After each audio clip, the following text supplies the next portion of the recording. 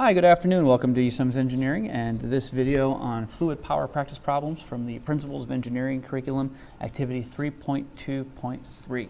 So in this particular video, I will not be doing an answer key ahead of time. I want to let you know that, and sorry if that dissuades you from watching this video, but what I aim to do with this video is give you the formulas, or at least provide you the reasoning behind why we're using certain formulas and how to use certain formulas to get the information and to get the solutions that we need for the mathematical portions of this activity.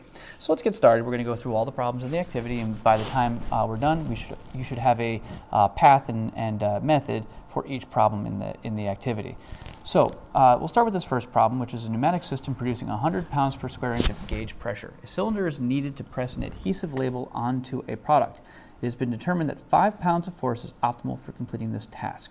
Now for the sketch, we want to indicate that there is 5 pounds of force, and we also want to indicate that the pressure is 100 pounds per square inch. Okay, so your sketch should be a cylinder of some sort with a piston inside of it or a piston outside of it, and it's basically a press. It's basically a device that is pushing something onto something else.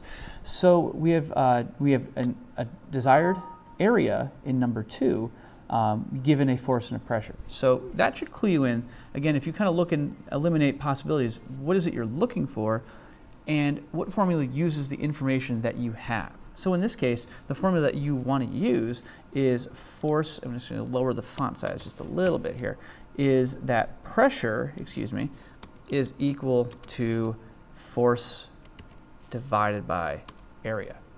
Now, if pressure equals force divided by area, but we're actually looking for the area, then we switch the pressure and the area, so we get a derivation A equals F over P, right? So the formula that we need to actually use here is force over pressure. So basically, you just need to take the force here and divide by the pressure here, and that will get you the answer that you're looking for. Now, the answer you're looking for should be in square inches, so the answer you get should be in square inches. And then based on this information, number 3 allows you or asks you to find the diameter of that cylinder. Well, what you'll need to remember, 2 things, right? Since it's a cylinder, the shape of the cylinder, the shape of the circle is, the shape is a circle. Therefore, the formula you need is pi times radius squared, right? Pi r squared. Sketch that out for you if you want. Pi, right, r squared, right? That's the area that you need. But further, you will then also need to realize that the diameter is 2 times the radius. So d equals 2r will also be needed for this problem. So you basically just have to take your area answer from number 2, whatever you get here, and you're going to use that for this area. And then since we're looking for a radius, we just have to derive that formula for radius. So the best way to do that is if we divide by pi and then square root both sides, because r is squared and then multiplied by pi. So we divide by pi, so it's a over pi, and then square rooted, right? And that would equal our radius, which you would then take that radius and plug into that formula to get the answer that you're looking for. Okay, so that will be the best way to go about problem numbers 1 through 3. All right, now next page. Next problem. Very similar situation. Matter of fact, we're going to use very similar formulas. This time we have a hydraulic lift system that uses 2 3-inch diameter cylinders. Workers must determine how much the system is capable of lifting before deciding how much weight can be lifted safely. The system runs at a gauge pressure of 2,000 pounds per square inch. So again, what is the information that we know about this problem? Well, our sketch should involve some sort of lift, and it should involve the fact that we are using cylinders that are 3 inches in diameter.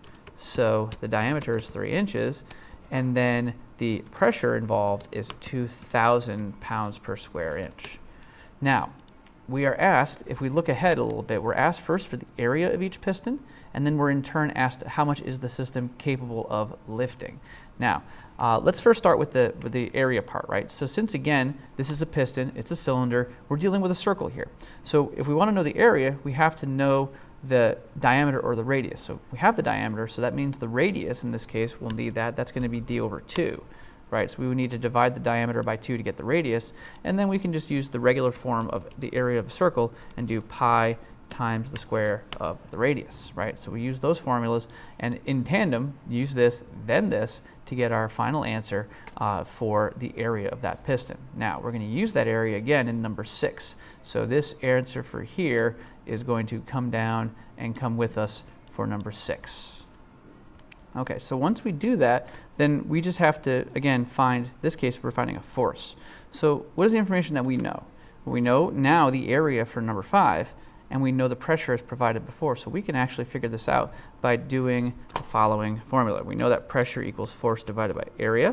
So if I were to multiply both sides by A, that means that A times P equals F. Area times pressure equals force, right? So I can do that, but one of the things I want to mention to you, and this is sort of an easy thing to miss, especially with the way the problem is read, is that it uses 2 3-inch diameter cylinders.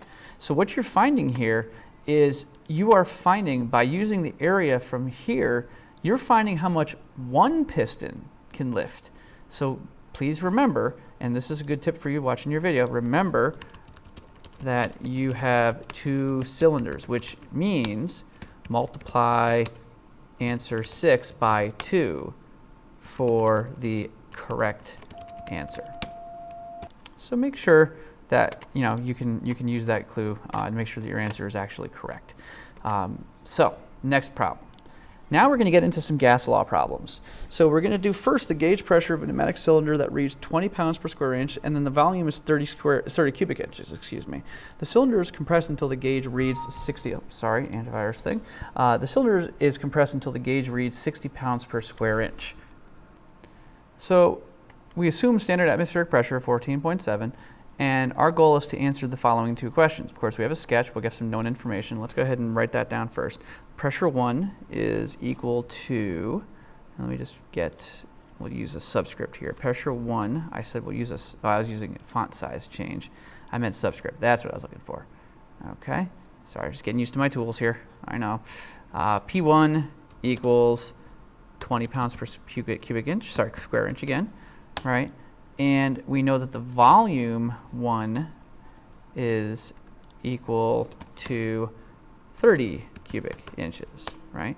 P2, well, that's what we're kind of trying to find eventually. No, so we're given P2. Sorry, V2 we're trying to find eventually. And that is going to be 60 square inches, pounds per square inch. Okay, so that's kind of the information we have. We're again told that atmospheric pressure, reminded atmospheric pressure is 14.7 PSI. That will be necessary in number 8. So one thing to remember, and you're going to be asked this a couple of times in this packet, is that absolute pressure is equal to gauge pressure. Absolute pressure is equal to gauge pressure. And just lower the font here. Absolute pressure equals gauge pressure plus atmospheric pressure, right? So you'll need that here, but you'll also need that for the second part because you're going to have to do the same exact thing again, okay? So let's just duplicate, there it is, duplicate, and bring that in there as well, right? So we need that same formula. Okay, so what you're going to basically need to know about this problem as well is that significant figures definitely matter here. Your answers are going to be strange if you're not ready for the possibilities of the way significant figures will work here. You'll notice that all of these values are only a single significant figure. So when we find our absolute pressure here, and I'll do one for you here, after the gas and before, right? So let's do the before, just to give you an idea. Before the pressure is 20 for the gauge, and then it's 14.7 for the atmospheric pressure. So the actual absolute pressure should be 34.7. But because of the way adding in significant figures works, you're only allowed to be as precise as your most imprecise measurement. So 20 is only precise to the tens place. So because that is true, your answer must also be precise to the tens place. So the actual answer here is 30 PSI. So the absolute, so even though, and I know you're thinking like, well, what the heck, how are we losing so much pressure? It has to deal with the precision. The gauge itself is probably a gauge that only has tick marks every 10 psi. So it means you have to estimate that single digit. So if this is the gauge, 0 is here, right? Here's 0, and then maybe 10, 20, 30, and there's no markings in between, right? So you have to estimate that ones place every single time. That's why you are only allowed to give a final gauge, sorry, absolute pressure that's accurate to the tens, that's precise to the tens place. That's just how it is. So your answer for for the second part of 8 will be very similar in that regard as well. Now, the volume of the cylinder after the gas is compressed. So in this case, you're going to use Boyle's law. So Boyle's law states that the pressure times the volume before, so PV before is going to equal PV after. And let me just kind of subscript this a little bit here. P1 V1, right? That's how our textbook, our curriculum uses it on the PLTW curriculum. Oh, it's not letting me subscript here. Come on. There we go. Okay. And then I got to subscript this one, and that equals P2 V2. So now, because you are looking in this case for V2 in here, then you're going to have to basically do P1 V1 and then divide the result by P2. So dividing P2 on both sides. So your answer, and then again, remember, your answer is also going to have to be significant figured properly. Okay, so keep that in mind. Your answer should be a multiple of 10 once you get that answer. Okay, now continuing on with our gas law problems, we have a second situation here. This is an application of Charles's law. Air temperature is air temperature in a 28 cubic inch container with a free sliding piston. That means that the pressure is actually constant, because if it's allowed to freely slide, it will respond to that change in pressure and expand or contract as needed. The free sliding piston's initial temperature is measured at 45 degrees Fahrenheit. So T sub 1, and we'll use that for our before, and that's 45 degrees Fahrenheit. And then T sub 2 is equal to 200 degrees Fahrenheit. So the questions that we are asked here are basically, what is the new volume of the container? So what is V2? So V1, this is V1. Let me go ahead and label that. V with a subscript. Hello, there we go. All right. Now, we're going to use the same concepts, right? In this case, though, they're asking us for the absolute temperature reading. So here's what you got to remember. You can't do temperatures in ideal gas laws unless you use absolute temperature. Absolute temperature from Fahrenheit is given in the Rankine scale. So the Rankine scale equivalent of a temperature that's in Fahrenheit is equal to the temperature in Fahrenheit plus 460. So when we get these measurements, we're going to use 460 plus 45 to get our Rankine equivalent, T sub R equals T, whoops, I forgot to take the subscript off, equals T plus, in this case, 45 plus 460, right? So our answer here would be 505, okay? Now, you'll do the same thing for the second one, but again, I want to make sure you realize that it's important that you use absolute temperature, because what some people will erroneously think is that the increase from T1 to T2 is actually over 4 times. It's like, oh, it's 4 times hotter. It actually isn't, right? The change in absolute temperature is what matters, and it's not even doubled. The absolute temperature is not even doubled in this situation. So it's important that you realize that, because if you think the temperature increases 4.5 times, then you're going to think the volume increases 4.5 times, and that's just simply not true. Now, Charles' law, remember this is a direct relationship here. That means that the volume, I'm going to actually use my pen tool to draw this one here. That means that the temperature, sorry, PV, temperature and volume are inversely related. So the proportion V1 over T1 should equal V2 over T2. That means that if one volume changes, if one goes up, the other quantity must also go up. So the fact that temperature ends up increasing means that your answer that you get for number 12 has to be greater than 28. Okay, so keep that in mind. If you get an answer that's less than 28, that means you did not apply Charles' law properly. Okay, now we're making some good headway here. So let's go ahead and continue. We got one more ideal gas problem, and this now is an application of Gay-Lussac's law. we have a 60 cubic foot compressor tank, and that is a gauge pressure of 160 pounds per square inch and a temperature of 70 degrees Fahrenheit. The temperature after some time decreases to 40 degrees. What's the final pressure in the tank? Now again, this is a big tank, so we're not going to be able to change the volume of this tank. And the only way we can really change the volume of a humongous tank is to crush it like in Mythbusters. Well, we're not going to worry about that situation in this case. We're going to assume the volume is constant, which we're going to say it is, right? So the fact that the volume is actually 60 cubic feet, excuse me, doesn't really mean anything in this problem, because all we're really looking at is the change in pressure and change in temperature. Okay, so our gauge pressure, P1,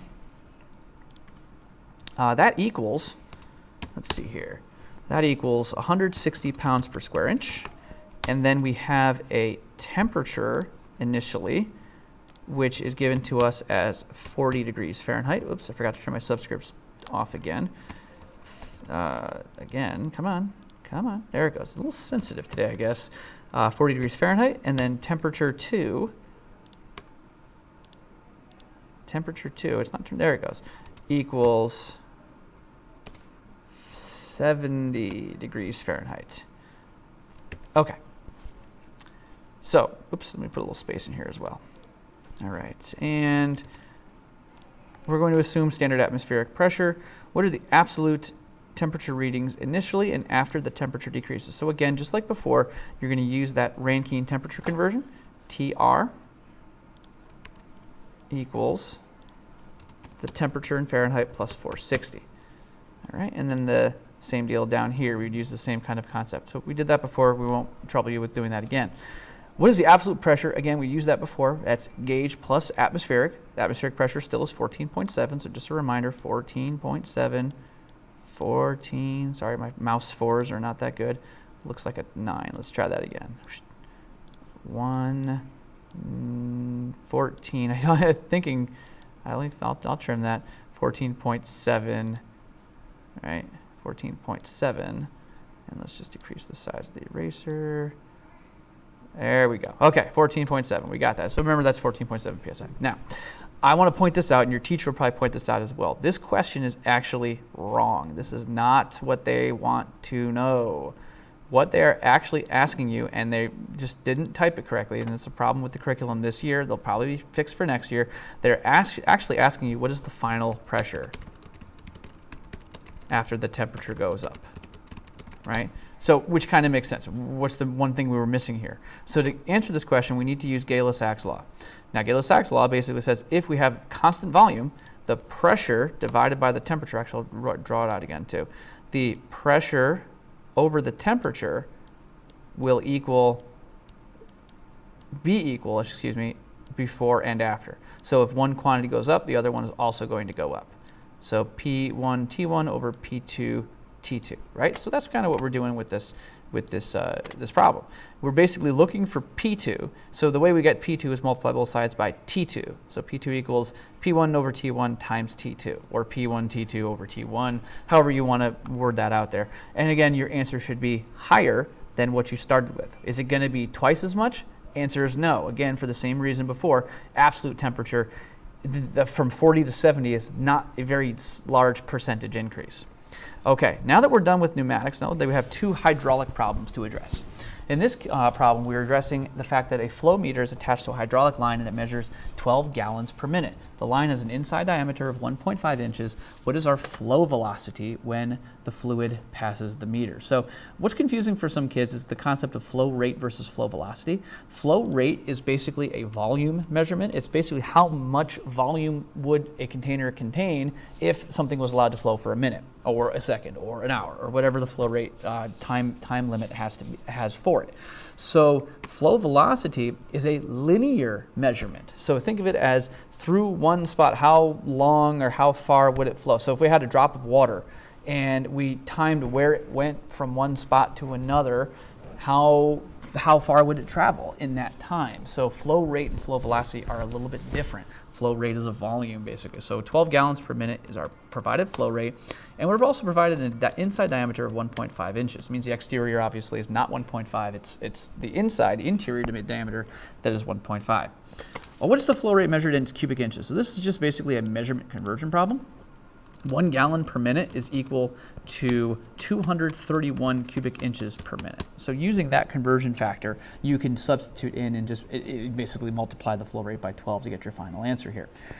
For the inside diameter, same problem before. We just have to use the fact that it's a cylinder and A equals pi r squared, right? So pi r squared. So if that's true, we just have to do the diameter in half and then square it and multiply by pi and get our area, right? That's not hard. Now for flow velocity, here's the formula that you're looking for. Formula Q, the flow rate, that usually equals the area times the flow velocity. Well, since we're looking for flow velocity, that means flow velocity equals V equals Q over A.